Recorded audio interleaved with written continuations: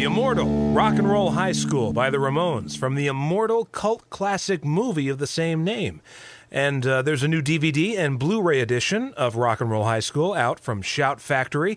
And I'm happy tonight to welcome the two screenwriters who penned this mighty epic, Rich Whitley and Russ Dvonch. And by the way, Russ actually appears in the film as the nerdy freshman character who's always getting stuffed into lockers and trophy cases and the like.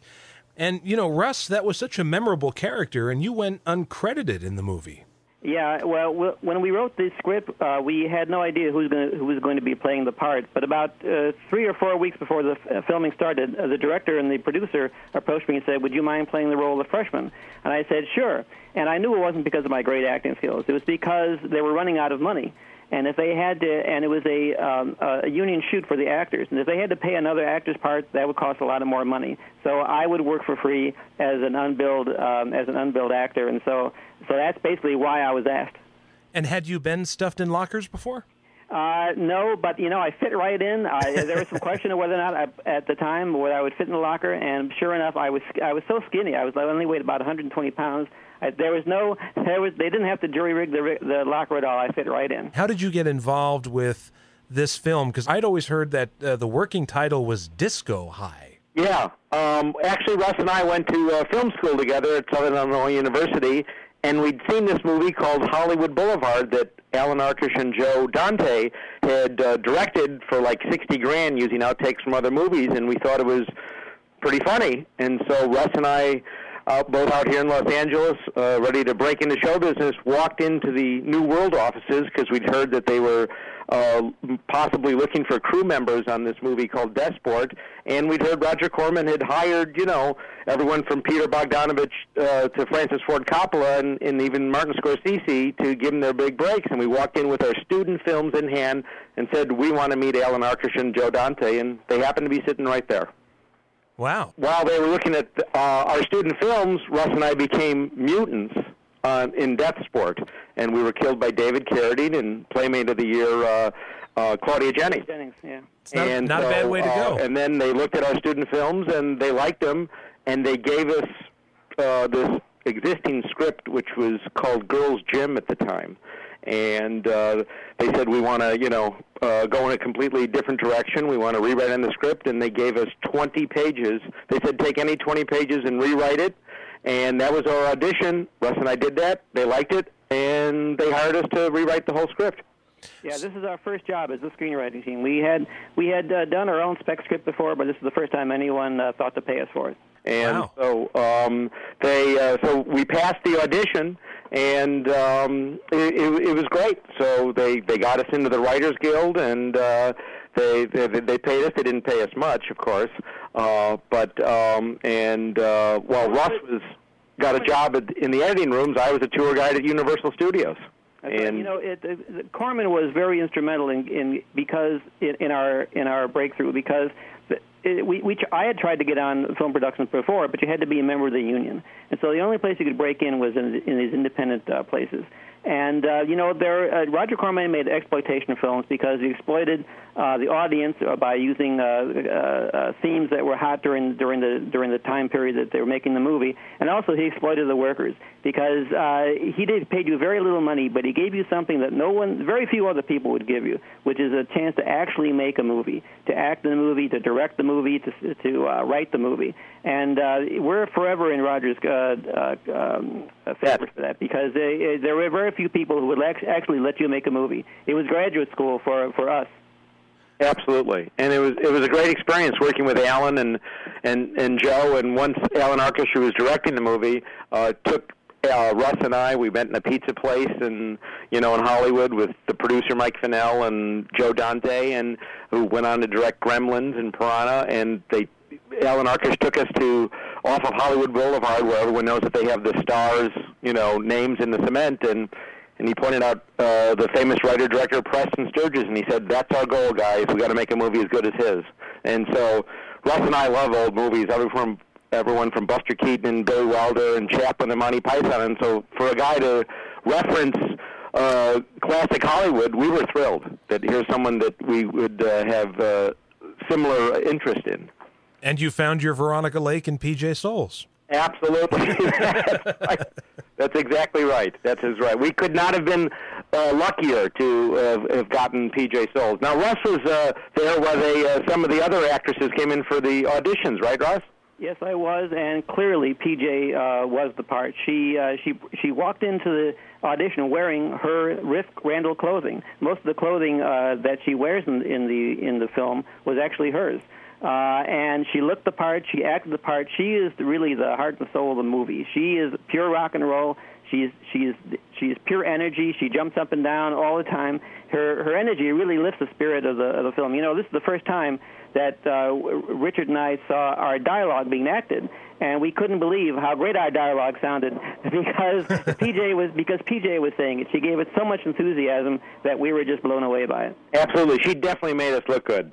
And but some of the other actresses that we'd heard, maybe Russ, you were there. It was Daryl Hannah and Roseanne Arquette were also up for it, but PJ hands down got it, and you know we're forever grateful that she did. But you know, at the time, these people were unknown, so they made no impression on me. But PJ made an impression on everybody. Oh, actually, PJ, it's ironic, Ghosty, because she had already been in Carrie. She was one of the bad girls. She wore the red hat, one of the girls that torments Carrie. And right around the time we were casting, the original Halloween movie came out. And my memory is that we all kind of saw it over the weekend, and we came in and we said, we got to get that girl from Halloween. She's tremendous, and that was PJ. So whose idea was it to base or frame the entire film around a group? And was it the Ramones from the get-go, or was it someone else? No, the genesis of this movie really is Alan Arkush. He's the director. He worked on the story previously, and he took the idea from fantasies he had as a kid. He always fantasized in high school of a rock and roll group coming to his school and taking it over. And blowing it up. And blowing it up. He wanted the Yardbirds when he was a kid to come and blow up the high school. So this film has certain political and social themes to it. Those are all Alan Arkush. When we were hired to do the screenplay, he laid out the basic outline for us. It only took about 2 or 3 minutes to do. But what we brought to the movie was giving Alan those themes in the movie, but also trying to make it funny. We really worked very hard on trying to make it as funny as possible. Absolutely. And so Russ and I created the Vince Van Patten and young characters, and Alan knew what he wanted for the Riff Randall part, but Russ and I kind of created a lot of that out of whole cloth from Alan's ideas. And as far as the group, you're right, Ghosty. It was originally called Disco High for a long time, and in the early drafts of the script, it just says The Group. And it was, I know Alan Arkush interviewed Todd Rundgren, who turned it down, and they talked about Devo, but eventually they narrowed it down. Cheap Trick wanted to do it, but to do the album and the movie, they wanted too much money, and Roger wouldn't pay it. So then they got the Ramones. And and then, of course, it's kind of a legendary story that Roger wanted to capitalize on the popularity of disco at the time, and Alan said to Roger, "Would you go to a disco, Roger?" And Roger said yes. And he goes, "That's why it can't be called Disco High, because we want to piss off parents." Yeah, and the Ramones were the perfect choice. I don't think we would be talking about it today, 30 years later, if it had not been the Ramones. If it had been some other group, I don't know that it would have been as good a movie as it turned out to be. I agree, and they were great. And it's kind of a funny story, Ghosty. When we first met the Ramones, this has been on the commentaries that Russ and I have done. But Alan Arkush wanted to had a 60mm print of Hard Day's Night, and he screened it at his house with the producer Mike Fennell. And the Ramones and Russ and I. And he wanted to show them not to be afraid of lip-syncing, that they're going to record the songs first and then lip-sync in the movie. Right. And he wanted to show them how well it was done in Hard Day's Night. And that was kind of the energy and comedic antic play that we wanted. And, of course, the Ramones said, no, that's John and Paul. They're really singing. And Alan had to stop the projector and explain to them that, no, that they recorded first and then they lip-synced to it. And Johnny was extremely astute about classic films. Russ and I would talk to him about Buster Keaton and Gene Kelly and everything. And so when Alan brought in that Gene Kelly and Fred Astaire and MGM classic musicals were done that way, then they completely understood. When it came to practical knowledge about the movies, however, they were innocents. They really didn't know how it was done. And I always got a feeling on the set that, you know, they were out of their element because they weren't in command. They weren't on stage. They weren't in control. And so they were kind of on their best behavior around the set. They didn't make a fuss about too much. They had to hang out, you know, with other people when the other actors were shooting their scenes. They really, I thought, were on their kind of best behavior because they were kind of out of their element. And so the shooting went very smoothly. I'm not aware of any incident that happened on the set that the Ramones were a part of. Were you, Whit? No, not at all. Although Alan has since told a story that I'd never heard, Ghosty, which is that I guess during the shoot in Los Angeles, I guess Dee Dee went to the emergency room more than once. Huh. And I guess he kept the hospital wristbands on. And so supposedly you can see more than one hospital wristband on his wrist in the movie. Well, I guess with HD now, sure. Yeah, I have never noticed that, but I haven't noticed that either. But we have a new HD version, a Blu-ray version, and so next time I see that, I'm going to take a look at that and see if we can see that. You know, you mentioned the film as having, you know, socio-political overtones, but you know, there's obviously a lot of comedy and love of slapstick, and watching it, it's like, you know, the guys who wrote this must have liked Martin and Lewis on the Colgate Comedy Hour and stuff. There's a lot of, you know, there's a lot of moments like that all throughout the film. Absolutely. Like, you know, when Russ is the freshman and he's tormented by the hall monitors. Sure. I mean, he's doing Bob Hope, and I mean the freshman is Jerry Lewis is how we envisioned it, right, Russ? Right. That's right. You know, our influences are mostly comedic in that film. We start right at the beginning with silent comedy all the way up through Monty Python, and we love all comedy. At the time when we came out here in '76, I believe, there were still a lot of revival theaters. And that was a place where you could go. There was nothing like that in Chicago. Out here, there were like 4 or 5. You could see these movies, all the silent movies of Buster Keaton and Charlie Chaplin and Harold Lloyd, and you could see the Martin and Lewis movies and all the great stuff that were influences. We just loved it being out here. Now, let me ask you: did you become fans of the Ramones' music, having to hear yes. it? The first time we heard the Ramones music was, we were into rock and roll, but we hadn't really heard the Ramones before. And Alan Arkush invited us over to his place. He played the Ramones. The first Ramones album for us was Road to Ruin. And what was funny was he played the album, and about 15 minutes later, the album was over, because every song was only about 2 minutes long. Right. And we at first we didn't know what to make of it, but as we got more and more involved with the film, we loved it. And we finally had this great footage, this great scene of the Ramones concert that was like a 22-hour day at with the Whiskey or the Roxy, I forget. I think it was at the Roxy. At the Roxy, and boy, oh boy, what an experience that was. I'll never forget that. Well, that's as good a cue as any. So why don't we play some Ramones, and then we'll come back and we'll chat more with Rich Whitley and Russ Dvonch. Well, there you go, the Ramones on That Modern Rock Show. And, you know, the amazing thing is, as much as everybody goes, oh, punk pioneers and everything, but you can always hear it. You can always hear, 60s pop, the Beach Boys and the Ramones. You're 100% right, Ghosty. And if anyone has read the latest book by Mickey Lee, Joey Ramone's brother, called I Slept with Joey Ramone, it says right in there that they were really into the Beach Boys and all that kind of music. And so that's why those songs are just hard-driving rock and roll, 2 minutes long, like those fun Beach Boy movies. Yeah, they did a lot of covers. They did Surfin' Bird, for example. Sure. They had a definite influence with Beatles and Beach Boys. In fact, I think I read one interview where Johnny was just kind of crushed one day when he realized that he wasn't going to be as famous as the Beatles, because he really liked them and thought that the Ramones could achieve that kind of popularity. And finally, after struggling for so long, he said, well, we're not going to be as big as that, so we'll just have to make do with the fan base that we have. Well, at least they got A Hard Day's Night out of it, I mean, they got their right. 1979 version of A Hard Day's Night. Well, I think I can speak for Russ that we would be extremely complimented to even be in the same breath as Hard Day's Night. Yes, it really is amazing how often people will come up to us, and people that you wouldn't expect would have ever heard of Rock and Roll High School.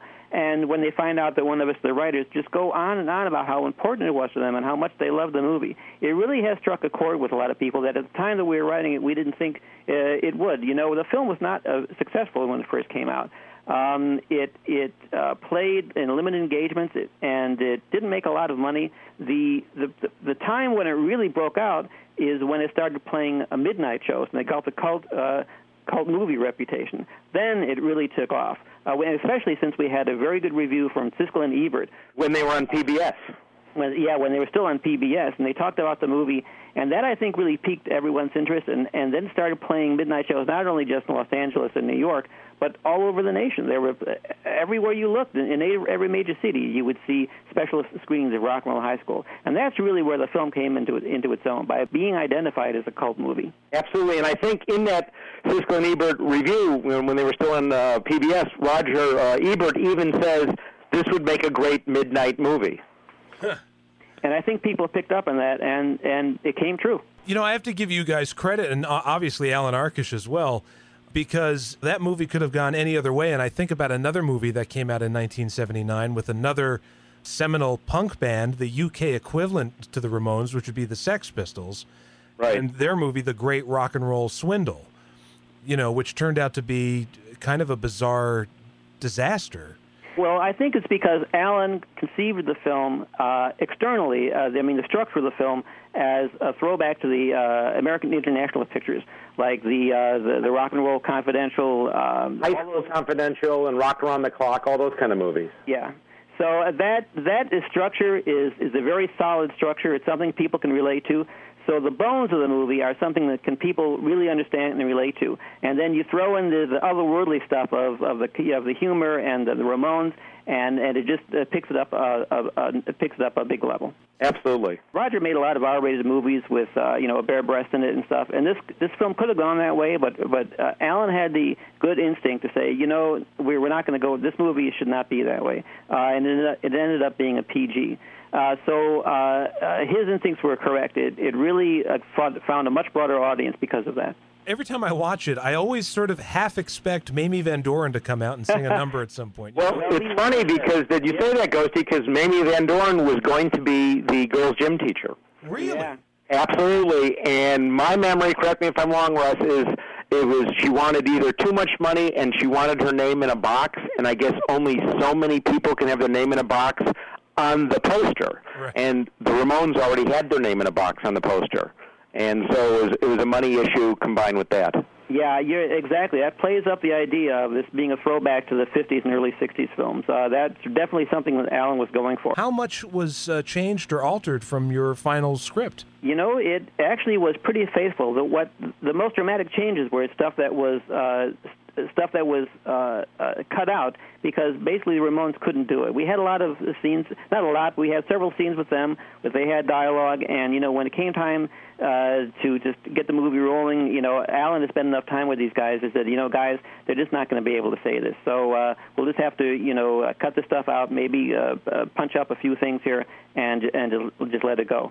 Absolutely, because I remember after seeing Hard Day's Night, Ghosty, Russ and I were so jazzed, not only because we loved that movie so much, but we got to meet the Ramones and everything. We were so inspired, we went off and wrote a new draft of all these bits and jokes with the Ramones, wanting them to be like the Beatles, and Alan Arkush said, this is great, they'll never be able to say any of this. And so, but Russ is right, it's very, very close to the original script. There's some more stuff that actually with Russ that they cut out, with the freshman following his arc and everything. But there's the one scene with P.J. Soles and Day Young leading up to P.J.'s fantasy with the Ramones in her bedroom. Sure. And the beginning of that scene is all scripted, but then when P.J. and Day lie back on the bed and she's saying, oh, my God, Joey's so good-looking and I love when he slurps the pizza, that segment right there is improvised, and P.J. and Day do a great job. How did P.J. get along with the Ramones? Oh, she got along famously with them. It was great, and she even had them over for Christmas that year. And I was lucky enough to be invited for Christmas at PJ's house, and the Ramones looked at that's orange potatoes. What are those? Well, those are sweet potatoes. Or we don't eat potatoes that are sweet. And she had the turkey and the trimmings and everything, and they wouldn't eat it, so PJ had to go to the local supermarket and buy hamburger for them for Christmas Day. That's right.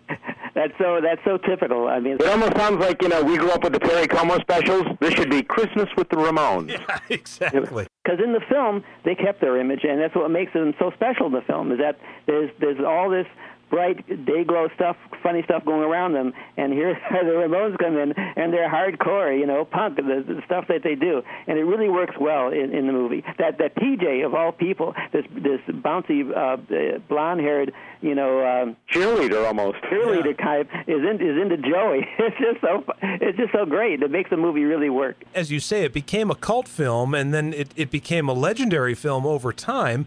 There was talk of a sequel, and in fact, not many people know this, but there actually is a kind of sequel to Rock and Roll High School. There is. It's a movie called Rock and Roll High School Forever, and it's with Corey Feldman, and he made it at the time when he was arrested, remember, with prophylactis filled with heroin or something? Sure. Yeah. And that's what he was doing at the time.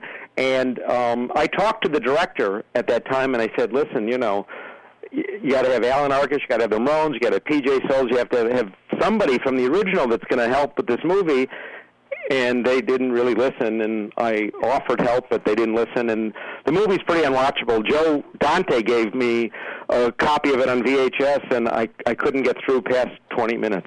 Yeah, I have to say, I always tell people there are 4 reasons why the Rock and Roll High School works. The first is Alan Arkush, the director. He's the one who really brought the vision to the screen. The second is the Ramones. As I said, I don't think we'd be talking about this film if the Ramones were not in the movie.